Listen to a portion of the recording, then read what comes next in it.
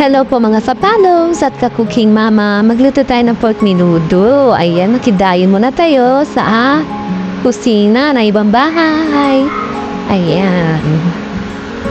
Aesthetic.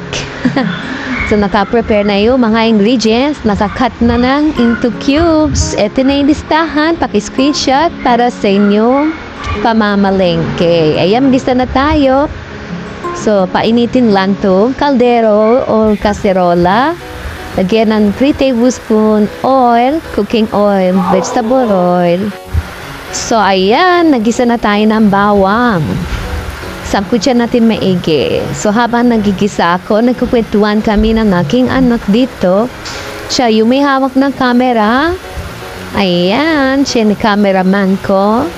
At ako man ay tagaluto niya. Ayan na, sumunod na yung sibuyas. Ayan, kinat na nila. Habang ako'y nasa biyahe, hiniwa na nila itong mga ingredients. Ayan. So, ito, gawin lang natin itong translucent bago natin isunod yung menudo cut na pork. Ayan. So, halo-halo lang. Mix. O, yan. Ayoko nang gamitin yung salitang mekos-mekos. Kaya binanggit ko pa din. So, ayan na. Sunod na natin dito yung baboy. Ayan. Ano ba tawag niyo sa baboy? Sa ibang lugar is babi. O, sa Bicol is kuring. No? Hindi ko lang alam kung sa Bisaya anong tawag. So, ayan. Sunod na natin yung purig.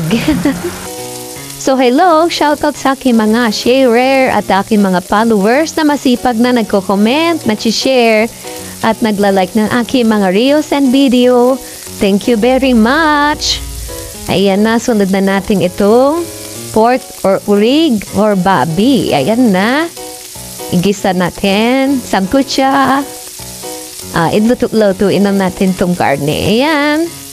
So, ito itakpan natin. Wait for 2 minutes. Then, balikan natin. Ayan na. Haluin ulit natin.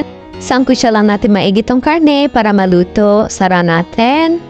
Takpan. Then, buksan ulit. After few minutes, testingin natin kung luto na.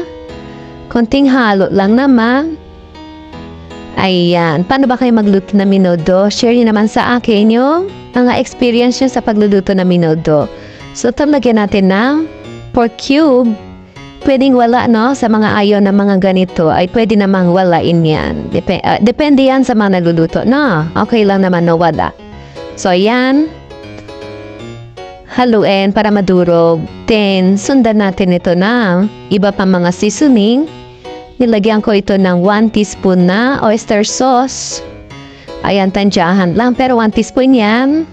So, sa mga ibang cook kasi, dire-diretso na lang nilalagay yung mga ingredients na hindi na sinusukat. So, ayan. Dahil sa bahay na ito ay hindi uso yung mga sukatan. Ayan, nilagyan ko ng asin, paminta, at nung patis.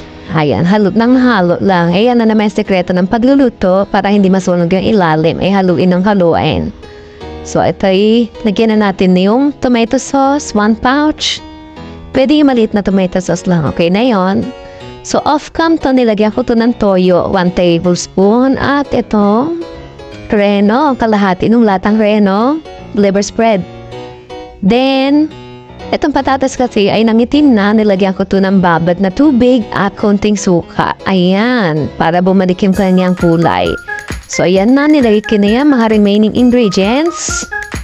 Dahil gutom na kami. Ayan. So, sana nagustuhan niyo aking menu for today, pork menudo.